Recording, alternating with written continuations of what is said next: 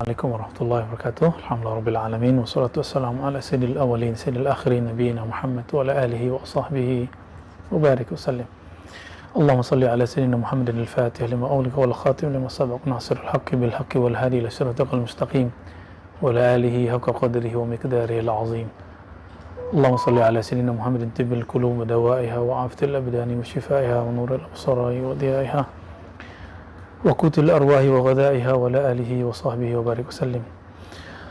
اللهم أخرجنا من ظلمات الوهم والجهل إلى المعرفة والعلم آمين يا رب العالمين واسترنا يا ستار بسترك الجميل. أيها الإخوة في الله, alhamdulillah kita masih bisa membangun komunikasi lewat kajian-kajian online insyaallah. Sebelumnya saya Al-Faqir Ar-Razi Hashim sebagai pembina di Rabithah dari Ribat Nur Hashimiyah, kita menegaskan bahwa kami Ahlus Sunnah wal Jamaah dengan manhaj Imam Abul Hasan Al-Ash'ari dan Al-Maturidi dan berfikih mazhab Syafi'i, dan kezalik kami juga bertasawuf dengan manhaj Imam Al-Ghazali dengan thariqah yang kita amalkan di sini. Kita mengamalkan beberapa aurat ya. Adapun untuk khalwat riyadhahnya kita menggunakan thariqah Naqsyabandiyah Khalidiyah. Untuk aurat, zikir, hizib kita mendapatkan ijazah hizib aurat dari beberapa masyayikh. Ada hizib-hizib Sadatina Ba'lawiyah, Sadatina Syaziliyah dan ahlu turuq sufiyah yang lain. Maka kita mengamalkan itu. Maka di sini ba'da asar kita biasanya kalau di hari kajian baca dalail kalau sempat. Kalau yang sudah menjadi amal fardi teman-teman, amal-amal pribadi mereka adalah hizib bahar ya, yang dinisbatkan kepada Maulana al-Imam Abul Hasan Syazili. Begitu juga ba'da maghrib biasanya para ikhwah di sini menggunakan baca ratib al-Haddad atau ratibul Attas ya. Kita selalu menggunakan itu dan tidak keluar dari manhaj para imam. Dan alhamdulillah mungkin banyak yang bertanya, apakah saya dapat ijazah thariqah? Iya. Ijazah thariqah yang saya terima ada yang ijazah aurat, ada yang ijazah irsyad, ada ijazah tabarrukan, dan banyak ijazah.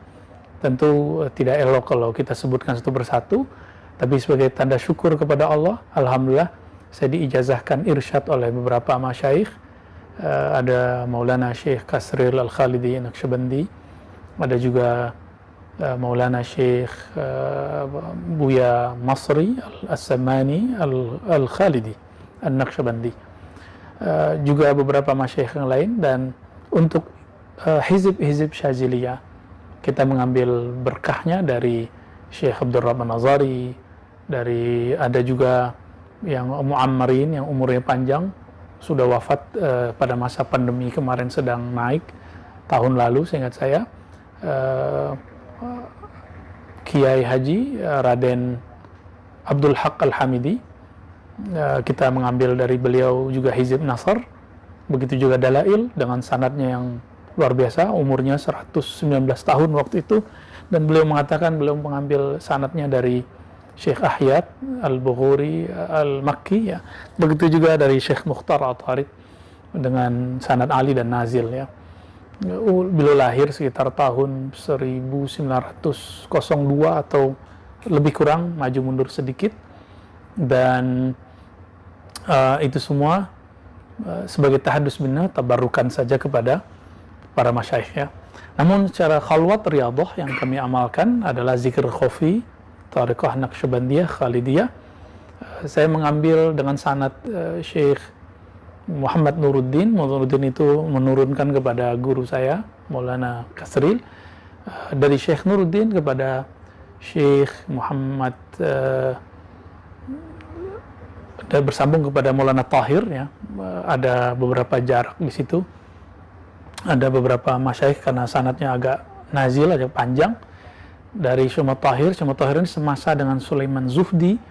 Syekh Sulaiman Zuhdi dan Syekh Tahir mengambil daripada Syekh Ismail dan Syekh Sulaiman Al-Qarimi, semuanya ada di Mekah, dan Sulaiman Al-Qarimi mengambil daripada Abu Abdullah Afandi, Abu Abdullah Afandi mengambil daripada Maulana Al-Imam Al-Mujaddid Khalid Al-Baghdadi Ad-Dimashqi, ya.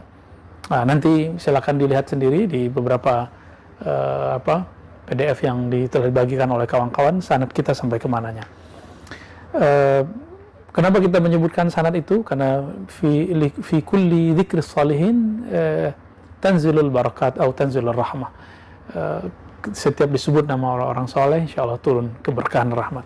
Jadi kami tetap bertasawuf, dan syarat usul dalam Thariqat Naqsyabandiyah sebagaimana diungkap oleh Maulana Al-Imam Muhammad Al-Khani An-Naqsyabandi Ad-Dimashqi, itu ayya'taqida aqidata ahli sunnah wal jamaah, beraqidah ahli sunnah wal jamaah, khususnya Asy'ariyah dan Maturidiyah, dan alla yabtadi', tidak mengikuti bid'ah, tidak membuat bid'ah, dan mengikuti salah satu dari mazhabul arba'ah, ya, mazhab-mazhab yang 4.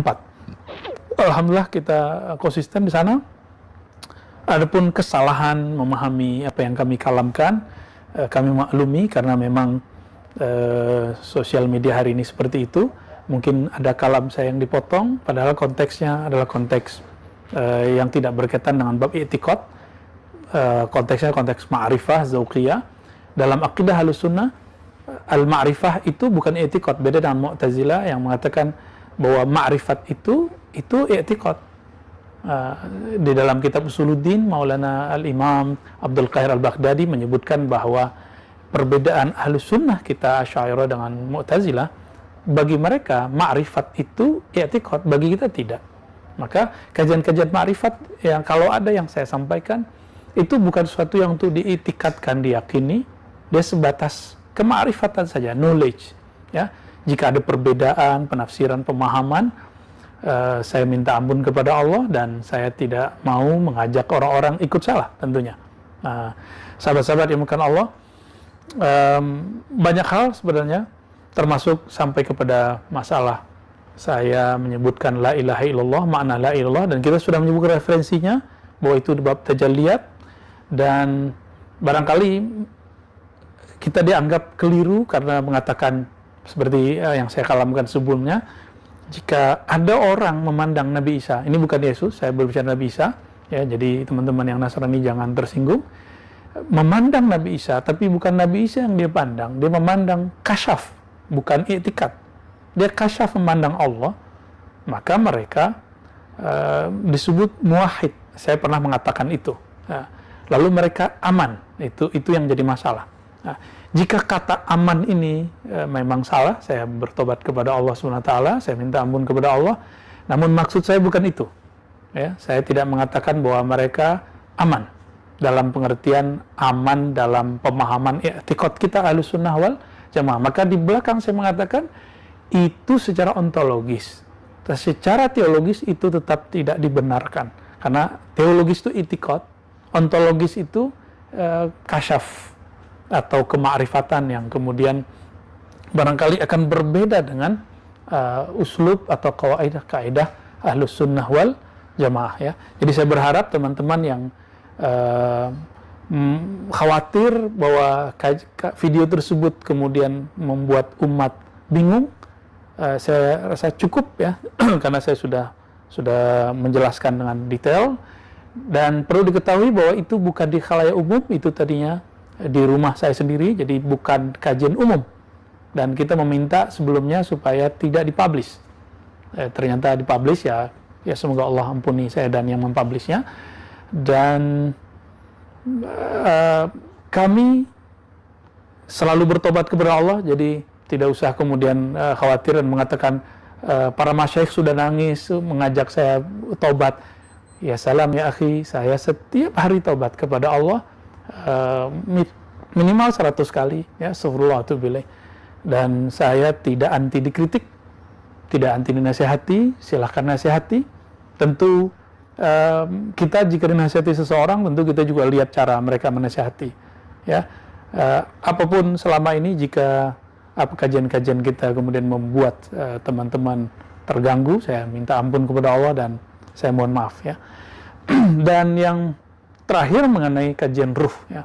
Saya berharap setelah ini kita tidak akan menyinggung itu lagi. Kajian ruh kita juga sebutkan referensinya bahwa dalam beberapa kitab misalnya seperti kitab Bulughul Amani yang disebutkan dari kalam Sidi Ahmad Tijani qaddasallahu sirrahu, bahwa setiap makhluk itu ada nama aliyah, ada nama nazilah, likulli makhluk ya, ada asma aliyah, ada asma nazilah. Itu cuma perbedaan istilah saja. Kami memahami sebelumnya bahwa asma aliyah itu isim ruh. Asma aliyah berarti nama-nama langit, nama-nama tinggi. Asma nazilah berarti nama-nama kita di bumi. Misalnya saya disebut dengan nama jasad saya apa, nama KTP saya apa, di kampus namanya apa, di pesantren nama apanya, di kampung namanya apa, itu nama nazilah, nama bumi, nama rendah. Ada nama aliyah. Dan sebelumnya saya dianggap berbohong atas nama Syekh Abdul Qadir Jilani. Wallahi la ya, demi Allah saya tidak ada maksud berbohong atas nama Syekh Abdul Qadir Jilani. Ketika kita berbeda faham, jangan kemudian mengatakan orang lain bohong. Ya, Syekh Abdul Qadir Jilani mengatakan bahwa lalu Allah fayusammihim, Allah memberikan nama kepada mereka, Allah memberikan nama kepada mereka bi asma, dengan nama-nama la ya'lamuha illallah, dengan nama-nama yang hanya Allah lah yang tahu, ya. Ya. La ya'lamuha illallah, ya, yang tidak hanya mengetahui, tidaklah mengetahuinya kecuali Allah. Nah, bukankah banyak di antara ilmu-ilmu hal-hal yang lain disebutkan la ya'lamuha illallah, ternyata ulama-ulama, wali-wali Allah diberikan izin untuk mengetahuinya, ya, diberikan izin untuk memahaminya. Ini yang dikatakan oleh Al-Imam Al-Hakim At-Tirmizi, bahwa banyak kok, ya, ketika ada lafaz la ya'lamul ghaiba illallah, ternyata Allah memberi kabar kepada para nabi, kepada para aulia dan lain-lain, ya. Maka Syekh Hisham Qabbani misalnya menyebut tentang nama itu la ya'lamuha illallah, tidak mengetahui kecuali Allah, lalu orang-orang yang dekat kepada Allah. Nah, itu kan juga penafsiran, ya. Dan saya rasa perbedaan ini kita tidak usah perpanjang karena akan menghabiskan tentunya sisi-sisi ukhuwah kita nanti, karena kita menyebut orang berbohong dan segala macam, ya. Kalau sebatas berbeda lalu kita mengatakan saya berbeda dengan Anda, saya siap dan saya tidak masalah, ya. Kemudian teman-teman, isim ruh, ya, isim ruh, sebelumnya saya pernah mengatakan bahwa isim ruh itu hanya diketahui oleh Al-Ghaus misalnya. Lalu digiring bahwa yang mengetahui hanya salah satu sosok dari guru saya sendiri misalnya. Teman-teman perlu diketahui bahwa saya ini tipe pembelajar, tipe orang yang suka berguru kepada siapa saja, orang yang ingin belajar kepada siapa saja, bahkan kepada orang-orang yang mungkin kita anggap tidak berkompeten, tapi ketika saya melihat sesuatu yang unik, saya belajar. Dalam belajar kepada seorang syekh, saya juga belajar kepada syekh yang lain, ya. Dan silakan teman-teman lihat sendiri, selama beberapa tahun ini saya berguru ke banyak orang, termasuk kepada orang yang disebut sebagai guru saya sekarang, ya. Itu salah satu guru saya. Oke. Jadi saya harap tidak memperbanyak masalah ini. Dan saya pernah diajak diskusi oleh seorang Habib, ya, Habib juga, dan mengatakan, Abu, ya, saya berpendapat bahwa nama ruh itu tidak hanya Al-Ghaus Al-Azam yang tahu. Saya katakan, sepakat Habib, saya sepakat untuk berdiskusi. Jadi tidak masalah. Dan setiap wali sebenarnya tahu tentang namanya. Setiap wali pasti Allah berikan alqab atau nama-nama itu, karena Allah akan memanggilnya dengan nama itu, ya. Tapi ala kulli hal, sahabat-sahabat yang dimakan Allah, saya rasa kajian ini tentang nama ruh kita untuk sementara kita close saja dulu, jangan kemudian diperdebatkan lagi.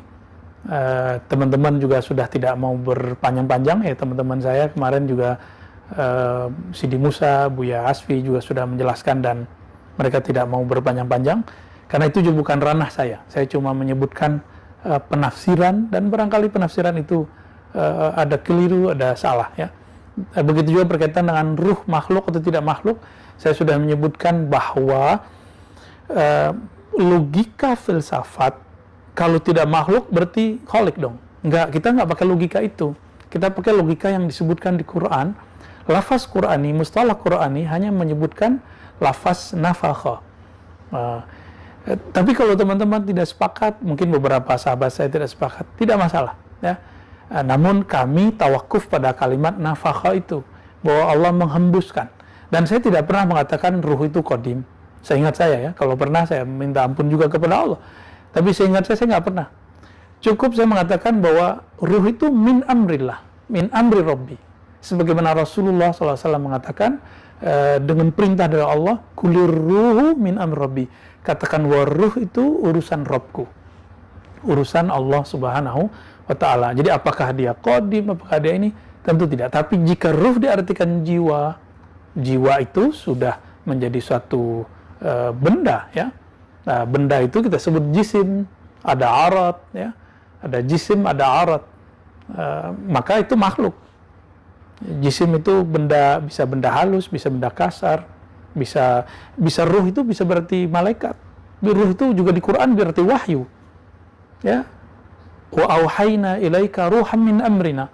Kami wahyukan kepadamu ruhan, ruh. Diartikan di situ Quran. Jika saya menerjemahkan ruh secara mutlak adalah sesuatu yang diciptakan Allah, maka ini berbahaya ketika sampai di ayat ini. Karena i'tikad Ahlus Sunnah meyakini Al-Quran bukanlah makhluk. Nah, itu sebabnya kami lebih memilih kalimat yang telah Allah pilihkan. Apa yang Allah pilihkan? Nafakhtu fihi min ruhi. Berarti manfukh, nafakha yanfuhu, nafkhon, nafikhun, manfukhun. Jadi manfukh. Cukup katakan di situ. Dan kita serahkan ilmunya kepada Allah sebagaimana Rasulullah menyerahkan ilmunya kepada Allah Subhanahu wa taala. Ya, mengenai masalah nama itu hanya ijtihad dalam beberapa thariqah, jika tidak sepakat tidak masalah ya. Kita tidak akan memaksa orang bahwa orang harus tahu nama ruh. Barangkali sementara itu dulu ya, wallahu a'lam bishawab. Setelah ini kita kajian kitab Asy-Syifa karya Imam Qadhi Abdul Fadl Iyad ya. Sallallahu alaihi wasallam Muhammad.